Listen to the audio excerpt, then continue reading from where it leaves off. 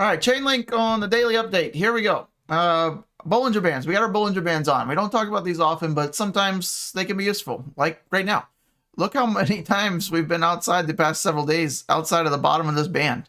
95% of your price action happens inside the Bollinger Bands, and being outside of it for 4 consecutive days on the bottom side or the top side usually is met with a pretty harsh snap back into it.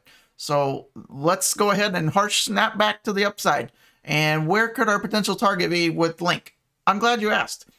Well, looking at the next several days, if we have a potential rally back to the upside, it's going to be around that $20 level. Sorry to say, I know you'd like to hear more, but still, from the bottom, Link yesterday went down to $13.50 again.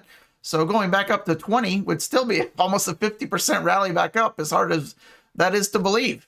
So if we go back up, you can see these lines coming down, right? And on the weekly scale, that $20 level is key. It's been key, right? It was our previous all-time high.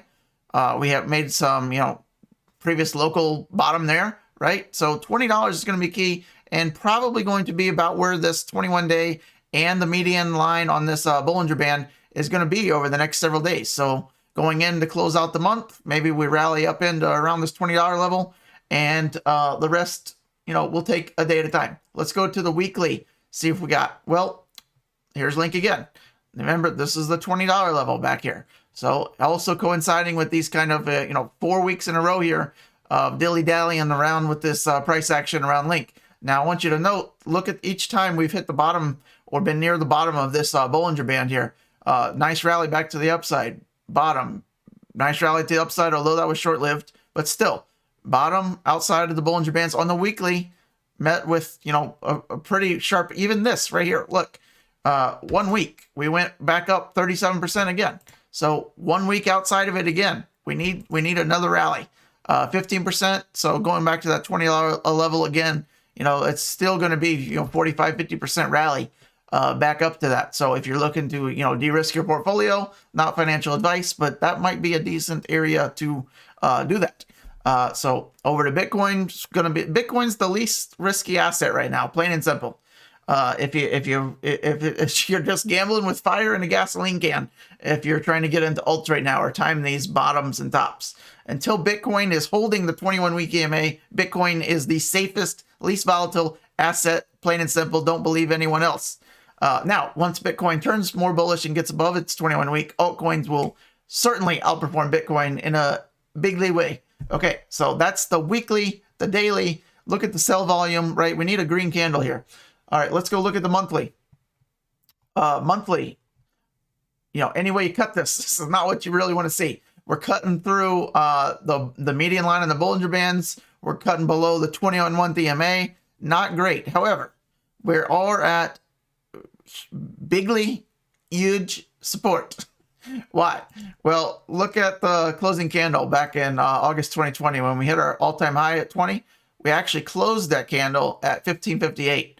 And where do you think we are now? We're right around there. So I would expect in the next 6 days, 7 hours, we would want to really close at that level for the monthly. Look at how many times we've interacted with it. May, June, July, almost December, and now here we are again in January. Does this mean we have to spring out of here? Of course not. Maybe our final capitulation comes next month or even March, and we wick down here and then come out of it, okay? Lot of retracement here. I mean, Link from its all-time high, we are currently just minorly down. Let's go see it. Let's take a measure move here. Currently down 70% from our all-time high. So a lot of altcoins will like to retrace those kind of amounts. When you have these big healthy retracements, that's what they need to get the more fuel to the fire, right? Yeah, sometimes you gotta go chop down some more trees if you need to keep the fire going all night, right? We're chopping the trees down, just hopefully we make it back to camp in time before the fire goes out too much. Okay, so that's it for the Link daily update. Crypto Fear and Greed Index, we're at 12, we're extreme fear. We could stay down here for a long time. We've been down here for a long time. Okay, patience. We still got to have it, right? It's easy to say, hard to do. Shut up. I attribute my quote of the day, if you didn't catch on, I attribute my success to this. I never gave or took any excuse. Stop whining. All right, card of the day, truck of the day, meme of the day, Cybertruck of the day, steel refrigerator of the day, the Cybertruck. So I did this only because I just built this ginormous fucking Cybertruck out of kind of Legos. Check that out. Look back. Oh god, I'm gonna drop it and break it. It all comes down. It's all functional. Look at even got a tailgate that comes out and slides out just like the real one. Heck yeah. We got the tonneau cover. Oh, and I broke it. I'll have to fix that. Hopefully that's not like the real one. Oh, but check this out. Look at the glass. I don't know if you can see it. It's got the cracked glass, just like the real one. So yeah, there's the Cybertruck. It has the adjustable suspension and everything, and wheels turn. Pretty sick. I like it. It was only about 20 hours build time.